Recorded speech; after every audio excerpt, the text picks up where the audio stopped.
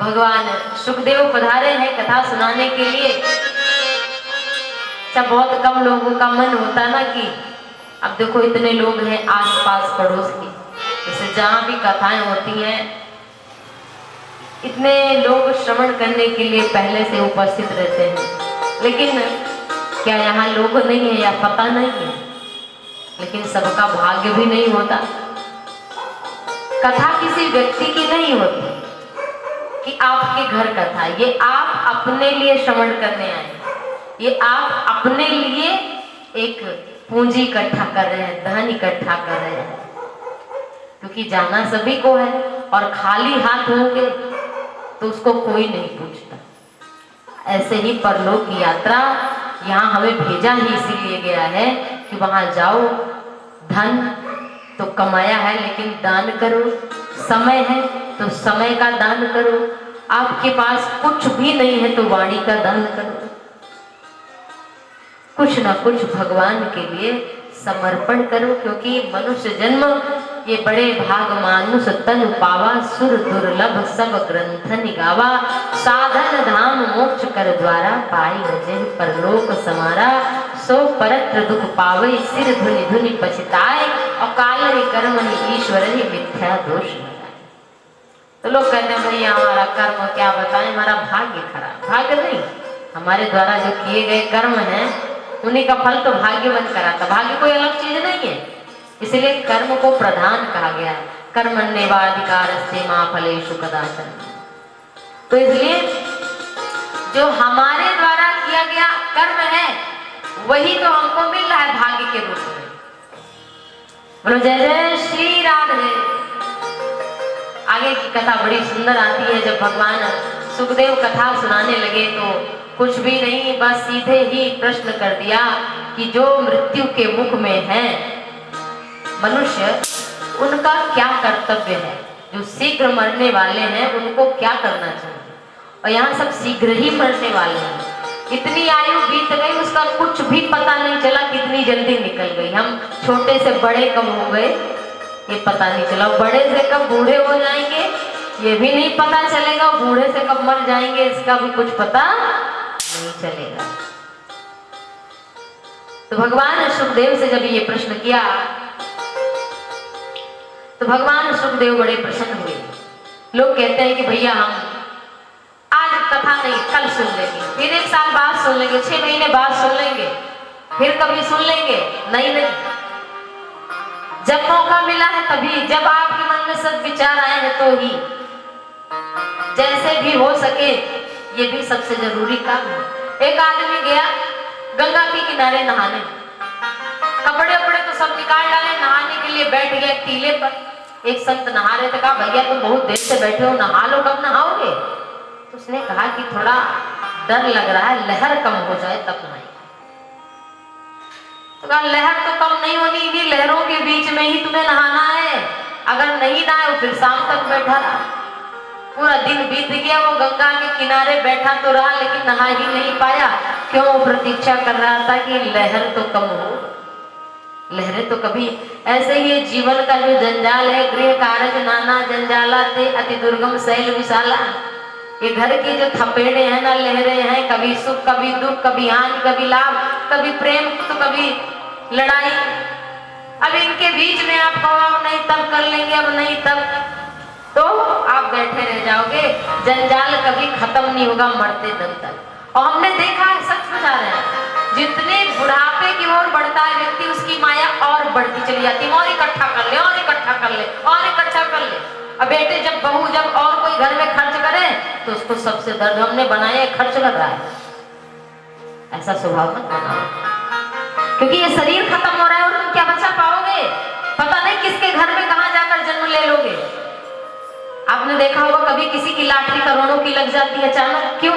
उसने कहीं दान किया, फलित हो गया। लेकिन इस जन्म में अगर आपको मिला, आप नहीं दान कर पाए, तो अगले जन्म में आप किसी कंगाल के घर, किसी भिखारी के घर पैदा हो जाओगे। वहां भोजन के लिए भी वही रोड पर पड़े पड़े मच्छर खाएंगे, खाना भी ठीक से नहीं मिलेगा। फिर आपने चाहे 50 करोड़ की, 500, 1000 करोड़ की संपत्ति खड़ी कर दी, लेकिन उसमें से आपको चवन्नी भी नहीं मिलने वाली। तो इसलिए जो दिया है वो मिलेगा। तो जागना है, हमें भागना नहीं है। जागना, घर में रहकर ही हम जाग जाए तो हमारा जीवन सुधर जाए। बोलो जय जय श्री राधे।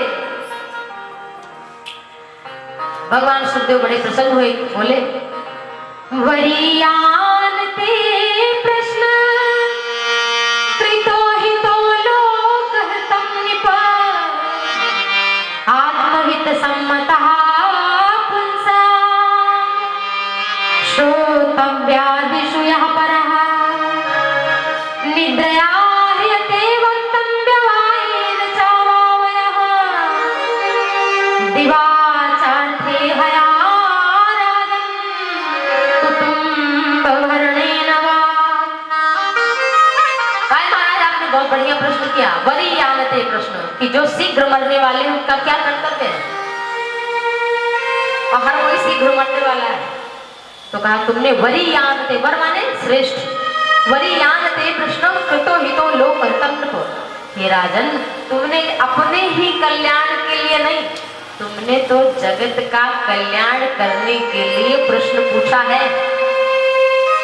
और कहा निद्रया ह्रियते, मनुष्य की आयु कैसे बीत रही है भगवान सुखदेव कह रहे हैं। कोई 6 घंटे सोता है तो कोई 8 घंटे, बहुत लोग ऐसे हैं जो 10 घंटे भी सोते हैं। सोएंगे रात में कब मोबाइल चला करके 12 बजे, 1 बजे, 2 बजे, उठेंगे कब 11 बजे दोपहर। तो ना तो ज्यादा खाने वाले का योग सिद्ध होता है, ना कम खाने का वाले का, ना ज्यादा सोने वाले का, ना कम सोने वाले का। समत्वम योग उच्चते, समता ही योग है। तो इसलिए मनुष्य की कितनी आयु, अगर आप 6 घंटे भी मान लो तो पूरे जीवन का आप निकाल लो कि कितना दिन वो सोता है भगवान। तो मनुष्य की एक हिस्सा की आयु तो निद्रया, निद्रा में चली जाती है। निद्रया ह्रियते नक्तम विवाहेन च वावया, रात्रि में और भोग विलास में रात्रि का समय निकल जाता है। दिन कुटुंब भरणेन वा, कुटुंब के लिए, घर के लिए, पत्नी है, बच्चे हैं, घर के परिवारजन है, उनके लिए 2 पैसा कमाना है। कुछ भी करना, बड़े पैसा कमाना, घर में लाना तो ही भोजन बनेगा। तो इसके लिए क्या करना होगा, कमाना पड़ेगा। तो दिन कहाँ चला जाता है, कमाने में। और जो हिस्सा कुछ बचा वो कहाँ जाता है, पड़ोसी में, रिश्तेदार में, विवाह में, इधर उधर आने जाने में, शॉपिंग करने में, फलाना जगह जाना, ये करना, वो करना, ये रिश्ता निभाना, वो रिश्ता निभाना है। अब तो जाने तो मोबाइल पे इतना समय लग जाता है, तो कौन चिंतन कर पाएगा। ये चिंता का विषय है कि नहीं, चिंतन कौन कर पाएगा। तो निद्रया ह्रियते वक्तम विवाहेन च वावया दिवाचार्थे हया राजन कुटुंब वर्णेन वा। और इसी में फिर कब आयु निकल जाती है ना, कुछ पता नहीं चलता, ऐसे चुटकी में निकल जाता है कि किसी को नहीं पता चलता कि हमारी इतनी उम्र कैसे बीत गई। तो इसी का तो अनुभव करना है। हर क्षण को सुधारो, हर क्षण को, हर पल को जीना है और समझ के जीना है। बहुत कम समय है, बहुत कम समय है। 2 दिन आज कैसे निकल गया पता ही नहीं चला। बोलो जय जय श्री राधे। लेकिन कहा इसके लिए करें क्या, उपाय बता। जितासनो जित श्वासो जित संगो जितेन्द्रियः स्थूले भगवते रूपे मनः संधारेन्द्रिया विलेवतो रुक्रम विक्रमानयेन शृण्वतः कर्णपुटेन रस्य जिह्वासति दारदुर्गे वसु सूतना चोपगायतुर्गायवान। भगवान सुखदेव ने कहा कि अगर भगवान में मन लगाना है तो सबसे पहले जीवन को सुधारना है। तो क्या करना होगा, जितासनो, पहले आसन जीतो कि 3 घंटे कम से कम भैया एक आसन से बैठ पाओ। रीढ़ सीधी रहे, ऐसे करके ऐसे ऐसे ही बैठना है 3 घंटे। और एक आसन पर, यानी कभी इधर खिसक गए कभी उधर खिसक गए, 3 घंटे आपको पालथी मार कर। लेकिन ये कब होगा, जब आप बाल्यकाल से इसका आपका अभ्यास हो। ये नहीं अचानक नहीं होगा, फिर दर्द होगा, बीमारियां बढ़ेंगी। इसलिए अभी तक नहीं कर पाए तो बस राम राम करो, कृष्ण कृष्ण करो, बस जितासन हो। लेकिन अगर आपको सचमुच योगी बनना है तो जितासनों सबसे पहले आसन को जीत लो। कि आपको कोई 10 घंटे बैठने के लिए कहते, एक वृंदावन में बाबा है, उनका नाम है विनोद बाबा, वो 10 घंटे एक आसन से बैठते हैं। 10 घंटे, न तब 10 घंटे में जल ले, न पानी ले, न कुछ बोले, न कुछ ध्यान में, केवल जप करते हैं, केवल जप। और जब 10 घंटे के बाद उठते हैं तो पूरे ब्रज की वो परिक्रमा करते हैं। उसके बाद सत्संग करते हैं। एक समय खाते हैं, वो भी बहुत थोड़ा, एक बार ही जल लेते हैं पूरे दिन में। तो कैसे ऐसा नहीं हो गया? अचानक नहीं हो गया, उनके जीवन भर की साधना है। जितासनो जितश्वास, और फिर कुंभक पूरक रेचक करके हमारा सांस को शुद्ध करना है। तो रामदेव बाबा जो सिखाते हैं सवेरे सवेरे, बहुत लोगों को कुंभक रेचक पूरक करीब अनुलोम विलोम जिसे कहते हैं, कम से कम 10 मिनट सही तो करना ही चाहिए। भागवत में लिखा है जो कुंभक पूरक रेचक दिन में केवल 3 बार 10-10 बार करे, 3 बार और हर बार 10 बार करे। 4 बार में सांस लेना है बाएं नासिका से, और पहले दाएं नासिका को बंद करना, बाएं से लेना, खींचना 4 बार में। आप गिन लो 4 बार, दूसरी उंगली में गिनते रहो, ठीक है। 8 और 16 बार तक रोको, 8 बार में छोड़ दो। ऐसा करने मात्र से ही भगवान श्री कृष्ण उद्धव से कहते हैं एकादश स्कंद में तुम्हें भगवत ज्ञान होगा। क्यों इतना करने से? 3 बार करो। और प्राणायाम ऐसा है कि आप खाने के भोजन के 1 घंटे बाद भी कर सकते हैं, आधे घंटे बाद भी कर सकते हैं। और एक्सरसाइज नहीं कर सकते, वज्रासन में बैठ सकते हैं और प्राणायाम कर सकते हैं आधे घंटे बाद। तो इतना करने मात्र से जितना श्वासों, फिर श्वास को जीत लो। आपने सुना होगा बहुत योगी पूरे कई वर्षों तक सांस ही नहीं लेते थे। 10,000 1 लाख वर्ष की आयु, देखो सतयुग में 1 लाख वर्ष की आयु थी मनुष्य की, 1 लाख वर्ष जीता था हर आदमी। और जब त्रेता आया तो 1 शून्य घट गया, 10,000 हो गया। द्वापर आया कि 1 शून्य और घट गया, 1,000 हो गया। कलयुग आया तो 1 और घट गया, 100 रह गया। और अभी तो उसका कुछ पता ही नहीं, कोई 20 साल में जा रहा है, कोई 50 में जा रहा है, कोई 60 में, कोई 90 में, कोई 100, कोई 100, बहुत लोग 110-20 भी जीत जाते हैं। तो कभी कलिकाल में 1 शून्य और घट गया, 100 मूलता माना जाता है, 100 वर्ष की है। जितासनो जितश्वासो जित संगो, फिर भैया क्या जीतना है? संग। तात स्वर्ग अपवर्ग कर धरिए तुला एक अंग, तूल न ताहि सकल मिल जो सुख लव सतसंग। सतसंगत दुर्लभ संसारा, निमिष दंड भरे एको बारा। तो जो सत्संग है ना, संग को जीतो। एक बार का कुसंग पूरे जीवन का सत्संग समाप्त कर देता, संग खराब कर देता। तो इसलिए संग जीतो। फिर कहा, और फिर क्या करो? स्थूले भगवते रूपे, फिर राम कृष्ण दुर्गा शिव जिस रूप में आपकी प्रीति है उसमें मन को लगाओ। फिर भगवान को तन से तो पूजा करो, लेकिन मन से कि प्रभु बैठे हैं। नेत्र बंद करो सवेरे सवेरे। और हम अपने व्यासपीठ से सदैव निवेदन करते हैं कि निश्चित ही आपकी भक्ति, क्योंकि हमारा एक छोटा सा अनुभव है। मैं अपने बाल्यकाल से ही इस कार्य को कर रही हूँ, और ये मुझे गुरु कृपा से स्वतः ही मैंने अपने आप शुरू किया। मैं आपके साथ भी शेयर कर रही हूँ कि आप सबसे पहले उठो तो किसी का नाम मत लो, कुछ मत बोलो। सबसे पहले 1 मिनट से ही, आधा मिनट से ही भगवान के नाम का उच्चारण कर। उठो। कराग्रे वस्ते लक्ष्मी कर मध्ये, सरस्वती कर मूले स्थितो गोविंद, प्रभाते कर दर्शनम। अपने हाथों को देखो सबसे पहले, भगवान को धन्यवाद दो कि आज की सुबह हम देख पा रहे हैं। और अपने हाथों में किस हाथ से शुभ कर्म हो, अच्छे विचार रहे। हे प्रभु, इस विनती के साथ प्रातः काल को भगवान का सुमिरन करो, मन से उनको स्नान कराओ, मन से उनको कि गोविंद, राघव, राम, कृष्ण, दुर्गा जो आपको प्रिय हो, उन नामों का उच्चारण करो। हे प्रभु उठो, गोविंद उठो, हे श्री राघव उठो। उनको मन से स्नान करो, मन में भगवान को बसाओ। स्थूले रूपे, स्थूल माने एक स्वरूप, एक विग्रह, तो उसमें भगवान का स्वरूप अपने मन में बिठाओ इस तरह से। और वैसे तो भगवान बहुत ही विशाल है।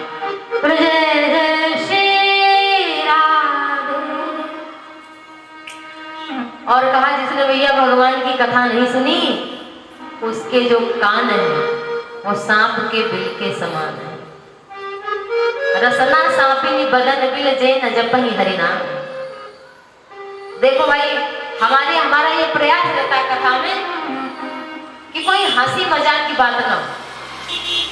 देखो हंसी मजाक तो दुनिया में चल ही रहा है, मोबाइल में देखो आप दुनिया से बात करो, लेकिन बहुत लोगों का रहता है कि कथा में भी कुछ ऐसा। अरे कथा तो ऐसा है कि आपको अपना परिचय देने के लिए ये कथा है। आप अपने को पहचान कर अगर यहाँ से ना जा पाए तो कथा सुनना और कहना व्यर्थ है। हम कह रहे हैं एक लोगों का जीवन अगर बदल जाता है, उसके विचार बदल जाते हैं तो समझ लो कथा सुनना और कहना सार्थक है। तो विले बतोर क्रम विक्रमाने ना श्रवता कर्ण पुटस्य नरस। जिन्होंने अपने कानों से भगवान की कथा नहीं सुनी, जिन हरि कथा सुनी नहीं काना, श्रवण रंध्र अहि भवन समाना। देखो आप तुलसीदास जी की चौपाई में वो भागवत से, गीता से, शिव पुराण से, मैंने तो देखा देवी भागवत से, सभी ग्रंथों का मैंने कई श्लोक प्राप्त किए श्री रामचरितमानस की चौपाई में। इसीलिए कहा है रामचरितमानस को नाना पुराण निगमागम सम्मतम यद रामायण निगदितम क्वचिदन्यतो अभी स्वांता सुखाय तुलसी रघुनाथ गाथा भाषा निबंध मध्य मंजुल मातमूर्ति। इसीलिए कि ये सारे नाना पुराण का सार है। तो श्रीमद् भागवत की जो ये बिले बतोर क्रम विक्रमाने ना श्रवता कर्ण पुटस, तो जिन्होंने अपने कानों से भगवान की कथा नहीं सुनी तो उनके केवल प्रपंच ही सुनते रहे। पुनि प्रणवो पृथुराज समाना, जिन अग सुने सहस दस काना। पृथु महाराज थे ना, भगवान के अवतार है। उन्होंने भगवान जब प्रकट हुए तो उनसे मांगा था कि हमें 10,000 कान चाहिए, क्यों? आपकी कथा सुन पाए। ऐसे ही दुष्ट होते हैं कि वो कान तो 2 हैं लेकिन कान लगाए रहते। कहाँ क्या बात चल रही है घर में, आप बचा के जैसे 2 लोग प्रपंच कर रहे हैं। तो हमने देखा एक जगह की आदमी नहा रहा है कि वो इतना परेशान कि कब बाहर निकल पाए। अभी हम आते हैं, हम आए तो बात करो, हमको आने दो, रुक जाओ।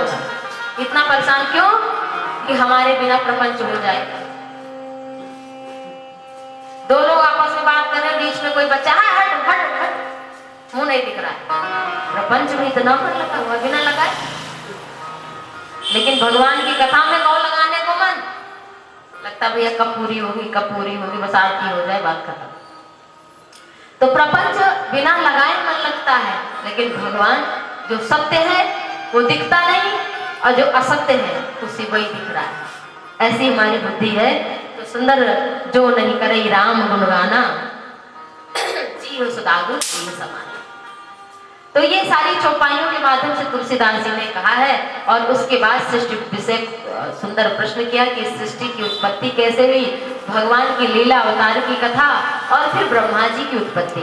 देखो जब सब कुछ चौथे दिन से कृष्ण की कथा आती है, उससे पहले ये बताया गया कि भगवान में मन कैसे लगा हो। हम लोग कहते हैं ना आनंद घर लाला भयो, नहीं कहते नंद घर लाला भयो जय कन्हैया लाल की, नहीं कहते, कहते नंद घर आनंद भयो, अवध घर आनंद भयो जय कन्हैया लाल की, जय रघुबर लाल की, कहते कि नहीं? तो ये जो आप पहले रूपक इसका तैयार हो रहा है, रूपरेखा कि कैसे आनंद का जन्म होता है। आनंद ही कृष्ण है, आनंद ही श्री राघव है, श्री राम है, जो सच्चिदानंद, सच्चिदानंद कहा गया राम को, कृष्ण को। तो इसलिए जब कुछ नहीं था तब भगवान थे, और जब सब कुछ है तो भी भगवान है। कुछ नहीं था उससे पहले भी भगवान थे, और जब कुछ है तो भी भगवान, जब कुछ नहीं बचेगा तो भी भगवान ही रहेंगे। इसीलिए उनका एक नाम शेष है। शेष, शेष को तो ना वो भाग जब लगाते हैं वो, तो उसमें क्या बचता है? शेष। तो शेष वही है कि शेष केवल भगवान नहीं है, वही बचते और कुछ नहीं बचता। तो जब एक बार प्रलय हुआ, कुछ नहीं था, तब फिर भगवान की इच्छा हुई कि हम एक से अनेक हो जाए, एक से अनेक। तो उनके नाभि कमल से ब्रह्मा जी की उत्पत्ति हुई। नाभि से कमल निकला और कमल से ब्रह्मा जी का जन्म हुआ। ब्रह्मा जी देखने लगे चारों तरफ, जब तक उनके 4 मुख निकल आए। पहले एक ही थे, 3 और हो गए, मिलाकर 4 हो गए, इसलिए उन्हें चतुरानंद भी कहा जाता है। लेकिन वो करें क्या, चारों तरफ जल ही जल था और कुछ था नहीं। तब उन्हें 16वां और 21वां शब्द सुनाई पड़ा, ता और पा, कि तप करो। और ब्रह्मा जी ने कई कल्पों तक, हजारों वर्ष तक ब्रह्मा जी ने तप किया। और ब्रह्मा जी का एक दिन बहुत बड़ा होता है। सतयुग, त्रेता, द्वापर और कलयुग, ये जब 71 बार से कुछ अधिक, लगभग 72 बार आते और जाते हैं ये 4 युग। और जो कलयुग है ये 4,32,000 वर्षों का, 4,32,000 वर्ष, अभी केवल 2024। तो ये 4,32,000, और इसका डबल करो 8,64,000, अब इसका 3 करो त्रेता, इससे 4 करो सतयुग। इतना जब 71 बार से ज्यादा आता और जाता है तो एक मनवंतर होता है। ऐसे एक मनवंतर, जब 14 मनवंतर होता है तो एक मनु का दिन होता है। और ऐसे 14 मनु जब आते और जाते हैं तो ब्रह्मा का केवल एक दिन होता है। और ऐसे ब्रह्मा जी की 100 वर्ष की आयु होती है। और ब्रह्मा जी ने ऐसे 100 वर्ष की आयु में 1000 वर्ष तक तपस्या की। 100 वर्ष नहीं, 1000 वर्ष तक तपस्या। और जब तपस्या की तो भगवान ने दर्शन दिया इतना तपस्या करने के बाद। और जब भगवान आए तो उन्हें चतुर्श्लोकी भागवत सुनाई। अहमेवासमेवाग्रे नानगयत सदसत्परं पश्चादहं यदेचयोऽवशिष्येत सोऽस्म्यहं ऋतेऽर्थं यत् प्रतीयेत न प्रतीयेत चात्मनि तद्विद्यादात्मनो मायां यथा भासो यथा तमः यथा महान्ति भूतानि भूतेषु चावचेष्वनु प्रविष्टान्यप्रविष्टानि तथा तेषु न तेष्वहम् एतावदेव जिज्ञासं तत्त्वजिज्ञासुनात्मनः अन्यवव्यतिरेकाभ्यां यतस्यात् सर्वत्र सर्वदा ऋषि भागवत भगवान की। सबसे पहले भागवत जानते हो किसने सुनाई? भगवान श्री हरि ने ब्रह्मा जी को सुनाई चतुर्श्लोकी भागवत। इस भागवत को जो कोई नित्य पढ़ ले, सुने, उसको भागवत सुनने का पूरा फल मिल जाता है। भगवान ने क्या ज्ञान दिया ब्रह्मा जी को? चतुर्श्लोकी भागवत। अहमेवासमेवाग्रे, मतलब जब कुछ ना था तब मैं था, कुछ है तो मैं हूँ, कुछ नहीं होगा तो मैं ही रहूंगा। जो असत्य है वो सत्य के समान भाषित हो रहा है, उसी को हम माया कहते हैं। और भगवान कहते हैं यथा महान्ति भूतानि भूतेषु चावचेषु। यद्यपि सब रूप अलग अलग दिख रहे हैं, लेकिन सब में वो चाहे चींटी हो, चाहे हाथी हो, चाहे मगरमच्छ हो, चाहे कोई जानवर हो, चाहे इंसान हो, पशु पक्षी हो, सब में मैं ही विराजमान हूँ। इसी का अनुभव सिया राम मैं सब जग जानी और करम प्रणाम जोरी जुग पानी। इसी का अनुभव करना है। कैसे?